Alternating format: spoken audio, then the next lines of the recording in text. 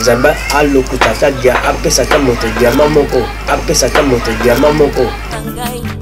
abongwani pete bo awangana Nzambe alona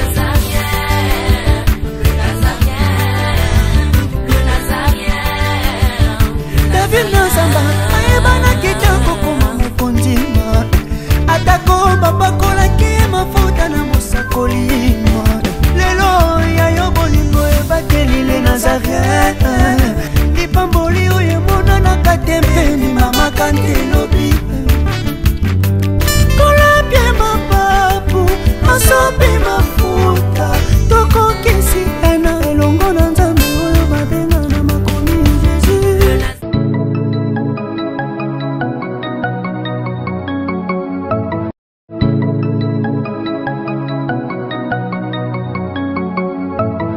Shalom chez vous, bien-aimés dans le Seigneur, très chers internautes, très chers fidèles, les amoureux de Jésus-Christ aussi, ceux-là qui sont toujours scotchés, branchés sur nazarentv.com, la princesse de l'Éternel, l'âme des servants de Dieu. On est ensemble, il n'y a pas de souci, car Jésus-Christ est le même hier, aujourd'hui éternellement. Et bien, je tiens à vous informer que nous sommes ici à Massina.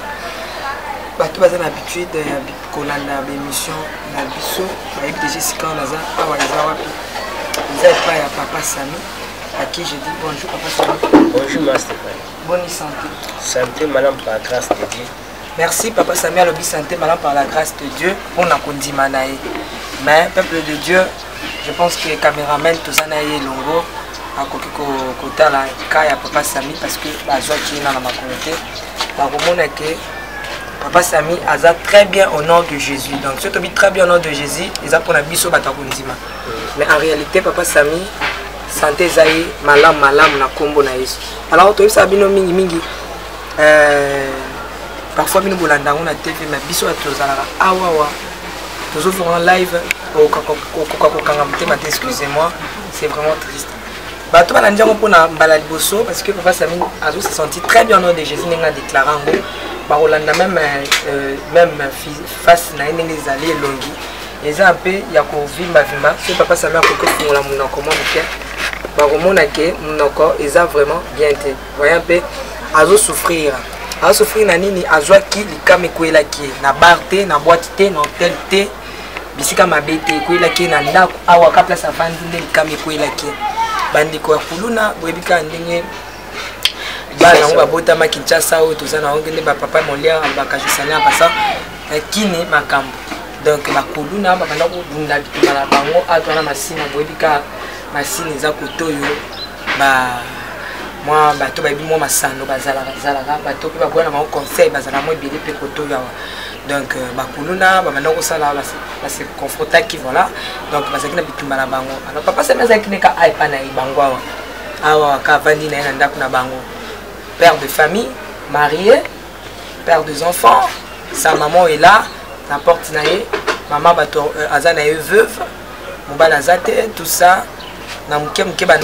mutasunga kaye papa Sami mke ba tsunga bana naé donc entre autres papa Sami azali un peu moi mukolo alors bakuna babundi babandi ko panzana na bayo kan soki pe nani ayaki soki pe nini yaki ba panzani bazolanda na bango na bango alors là bazo kima de lichette moko simaki lichette azoya na wa sauter mi auta kuna donc voya pe sauter papa Sami na makelela na tango Sami po bino mo boyebi ba oba viva ba événement ba binenge zaka mwana benda na to saki kamta to saki parce que papa Sami azo kima alonga wana OK aya kota nde salama kike ba porte ba kangi ye pazo kima kende na sima kende luka place abatama alors c'est ainsi qu'on n'a pas ndongo luka place akima bango bazaso ba kuta na fuba tikone lembo po ila kisaki okuta na kinai nde to kumisa Nzambe mabe ko na papa Sami te bazwa ki lichette a beti papa Sami na likolo ana na moment na papa Sami ayoka ki no opacité tango ba kei ba panzani nde papa Sami otala boy donc musunya likolo donc likolo mo otala ngote bato ba mo soki likolo papa Sami kuna tomboli donc na oyo moi différence ezali donc bomona ndenge likolo mutu et sili boy donc bakuna ba pasola ke donc makolo panzani habitene mibale bandi ko diembela donc okoka kotala te vraiment nde esalaki ke bolimbisanga boto na point maman Tiffany ozoloba parce que papa Sami aza un peu malade bomoni minu na ye moyen vraiment à prononciation ezobima bien te nde oyo tozorelate bino fe ndenge ezalaki ndenge mama na ye explika biso mokolo toyaki awa. Alors il s'est fait que papa Sami abeleli bato babimaki tout ça fallait bameme na hôpital. Alors papa Sami azalaki longa ovimba beauté, c'est un bel homme, donc père de famille, bien de kaboto bomoni bomona que c'est un bel homme. Alors il s'est fait que bakei baluki et si mate basaka ba traitement ndinga ba ozonga tant bazongi nzoka nde li pasola oyo kuluna pasola qui ezaki na tétanos. Alors du fait que baba ne ko soigner tétanos ezomata emati ndenge to bakabolingo na biso na bino emataka emati kometi na mutu ebandi kolongola ba mino nde bomoni ba mino ya papa Sami eza ya kolongwa wana elongwe te ke papa Sami abotama bwe non ba mino esamaki depuis 2017 na ba février avril non na septembre 2017 voilà septembre 2017 nde sali ke ba mino papa Sami bandolongwa elongi ebandi ko vimba parce que tétanos emataki. Alors maman monaki autrement au sala ezate. La maman nous a expliqué que le pan ka bomo na ka na habité ce caméraman ninga ko zo ka le pan ka ne to zabo veuve ya bato. Donc il s'est fait que dès que le pan zabo maman monike moyen mwana na ye akufa ezate tali na san na teka na teka te disons na simbisa buku ya le pan pour que mwana za la soigner parce que mbongo ezakite pas okezwa nde veuve azwa ki buku ya le pan o tozo vandela asimbisa ki bato pour que bapesa bango $5000 bakende basi soigner non ba bunda pour que tétanos evimbisa ke longe comment longole ba mino esa nini et doser kita moi muke donc bato ba mona wana voyez un peu donc voilà ba protège ndi akoma mine longwa siko tu bango ka bongo my god donc mine longwa basali na bango je suis un dentiste tout. Comment on appelle ça? Dentiste était basé dans l'hôtel. Papa Sami et moi comment on longola nango azong ici. À longol nango azong si bon. Moi je ne suis pas vraiment il y a médecine. Na habité soki bino beaucoup boba médecin baso la nepso donc ça ils a bien te dans mine longo basali c'est là protège denté. O bo mona longo wana ils a on protège denté za mine ka ya yemoko. Donc à longola kana yango azong sakana yango parce que ah le quoi c'est poli et tétanos c'est poli si donc mine comment on longola yango. Alors papa Sami mo ka longola kana azong sina parce que autrement c'est ce qu'on place bakina ko tika buko lopango. Yo pe biso na kin mutako piso mbongo te sans que abakisa ka intérêt. Il s'est fait que ba soigner moi mki ba bundi nde bomoni le ya place mais kiti moi mke boy ba tie ba bende tout ça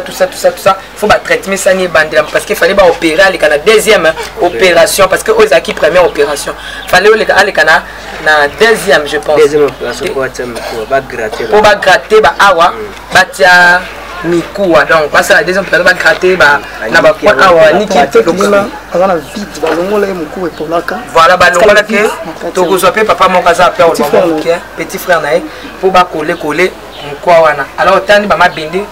pendant je pense bien au total de 3 émissions nous monika azaka na mama bende na nzoto. Alors c'est comme ça que place pratique buka le plan kuna $5000 wana basalela ki opération liboso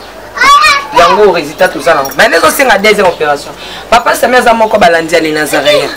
Atala ka les Nazaréens na liboso porte na benga ki les Nazaréens non na mona na les Nazaréens puis bande kolanga ba libanda ba Nazaréens na ba Nazaréennes. Bikela mwanzambe bazali par-ci par-là bana na nzambe pe bazali bato pe balisungaka bato bazali tika na benga kaka chaîne nanga on a landa pour que basali basunga na benga ki le Nazareth okitaki mais le kana deuxième opération au mikanda eza wana médecin apesa ki papa Sami pardon ezo senga apesa 5000 donc on les ali facture médecin abimisaki on les ali baki ça a komaki et sali $3200 ah ou plus oyo baki so pesali $1580 oyo et sali $205 donc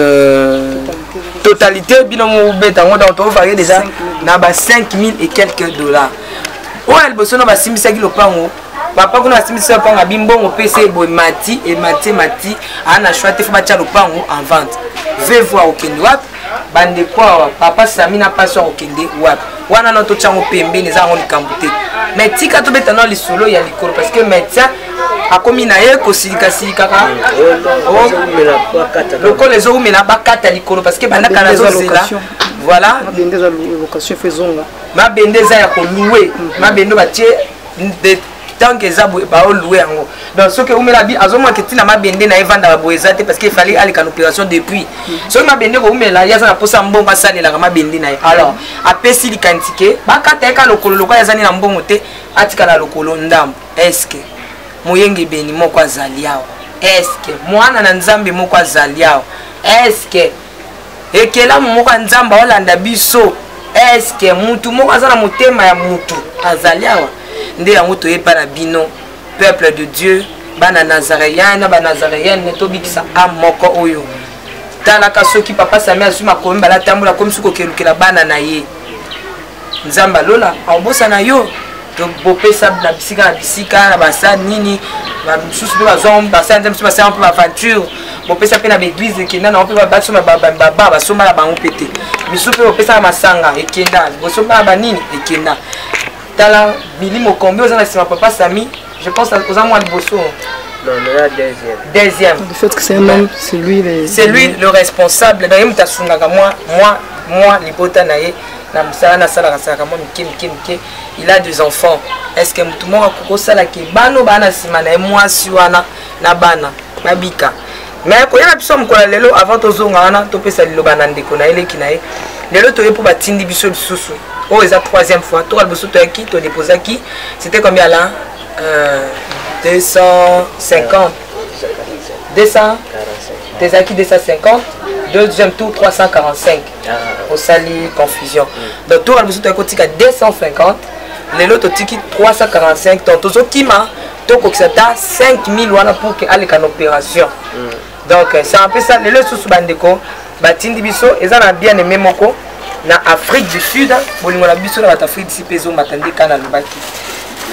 donc abaki batanga kombo na été pe mutu moko te atoba batanga kombo mais to sala ngo boy pour que mutu asala ki yango ayebaki mbongo na wana pesa ki temps ekomaki en tout cas parce que le confiance n'exclut pas le contrôle donc abaki papa Sami azwa ta on azana na mingi te po pesa papa Sami donc yo moko ko compter ceux qui basaki et koki au pesaki c'est ça voilà abo pesa papa Sami basaki ateka ta 200 alukate loko parce que solia pe aomela bakisi ya makasi pona ba tétanos wana donc ateka alukata so mata lipa ata mai amela pona ne loko te donc depuis Afrique du Sud on pesa ki 8 sacs merci la ma famille 2 3 4 5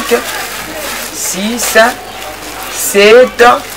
8 sacs yango maman en Afrique du Sud après ça qui sont dans les Nazareth tout ça papa Sami alors exemple na maman moko neka to baki libe bata boboyo bine mabanga e bine langa na baki nzambe sunga biswe ata to bima boy pona susunga na zana pona likwa papa Sami ezanga ka ba possibilité mais tala possibilité na ngeza ka ya kitsa caméra na ekitawa na uta msika pesa na zaka na eti ala masina pour que na osala msala oyo